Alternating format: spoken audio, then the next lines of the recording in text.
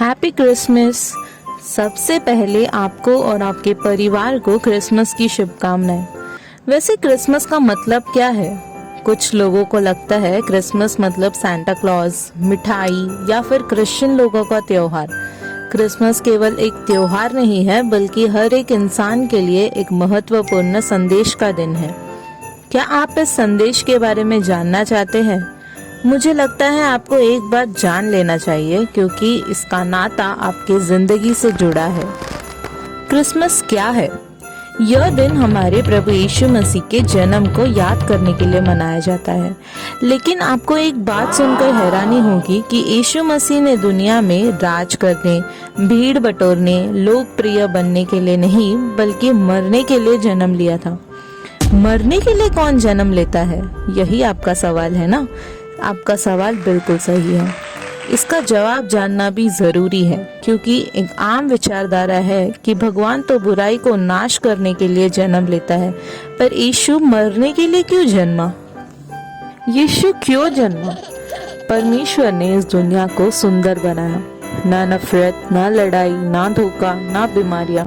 लेकिन मानव जाति आज इन्हीं दुखों से गुजर रही है। यह पाप का परिणाम है। बाइबल कहती है पाप के कारण इंसान परमेश्वर से दूर हो गया। पाप ने इंसान को कठोर बना दिया, जिसके कारण दुनिया और बिगड़ती जा रही है। बाइबल कहती है कि हम सब ने पाप किया है। अब इस पाप से छुटकारा जब तक इंसान को नहीं मिलता, तब तक दुनिया में बुराइयां बढ़ती रहेंगी और व्यक्तिगत जीवन में भी खालीपन महसूस होती रहेगी। कई बार निराश होकर हम जिंदगी से हाथ धो लेने का निर्णय भी कर लेते हैं। लेकिन आपके लिए एक खुशखबरी है। यीशु मसीह का जन्म इसीलिए हुआ ताकि हम पापों से आजाद हो सके और फिर से परमेश्वर के रिश्ते में लौट सके। पर आप सोच रहे होंगे कि कैसे? यीशु आपके लिए मरा। बाइबल कहती है कि पाप की मजदूरी मृत्यु है, पर एक प्रेम करने वाला परमेश्वर अपने बच्चों को कैसे मृत्युदंड दे सकता है? इसलिए आपके और मेरे गुनाहों को माफ करने के लिए यीशु ने क्रूस पर हमारी जगह ले ली, ताकि हम पाप के दंड से आजाद हो सकें।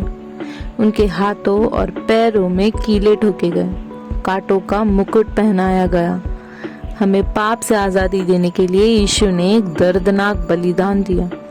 इसलिए मैंने कहा कि यीशु मरने के लिए जन्मा। क्या आपने कभी सोचा कि परमेश्वर खुद मनुष्य बनकर आएगा और अपना बलिदान देगा? यही यीशु का प्यार है। उनके मृत्यु से हमें पापों की क्षमा मिलती है और हमें एक नई जिंदगी देने के लिए यीशु मसीह तीसरे दिन फिर जी उठा। यीशु मसीह का जन्म कोई काल्पनिक कथा या फिर अचानक से घटित घटना नहीं है।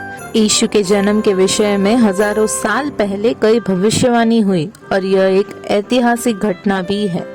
क्रिसमस का भेंट। इस संदेश को जानना ही क्रिसमस की सही जानकारी है। मैं आपको दिल से आमंत्रित करता हूँ कि आप यीशु मसीह और उनके बलिदान को स्वीकारें, ताकि आपको पापों की क्षमा मिले। यीशु ने कहा, मार्ग, सत्य और जीवन मैं ही हूँ, और जो कोई उस पर भरोसा करता है उसे अनंत काल का जीवन मिलता है। अगर आप यीशु को अपने जीवन में स्वीकार करते हैं तो आपकी जिंदगी बदल जाएगी और आपको अनंत जीवन प्राप्त होगा। यदि आप यीशु को सच्चे दिल से स्वीकार करना चाहते हैं तो मेरे साथ ये प्रार्थना करें। यीशु आपके दिलों के द्वार में खड़े हैं और जरूर आपके प्रार्थना को सुनकर आपको स्वीकार करेंगे। प्रार्थना। हे परमेश्वर, मैं पापी हूँ और मैं खुद को बचा नहीं सकता। मैं धन्यवाद देता हूँ कि आपने यीशु को जगत में मुझे बचाने के लिए भेजा। मैं विश्वास करता हूँ कि मेरे सब पापों के लिए यीशु मसीह ने क्रूस पर अपनी जान दे दी और तीसरे दिन वह मरे हुओं में से जी उठा। उसने मेरे हर पाप का दंड क्रूस पर चुका दिया है। यीशु, मुझे क्षमा करके मेरे जीवन में आइए। आमीन।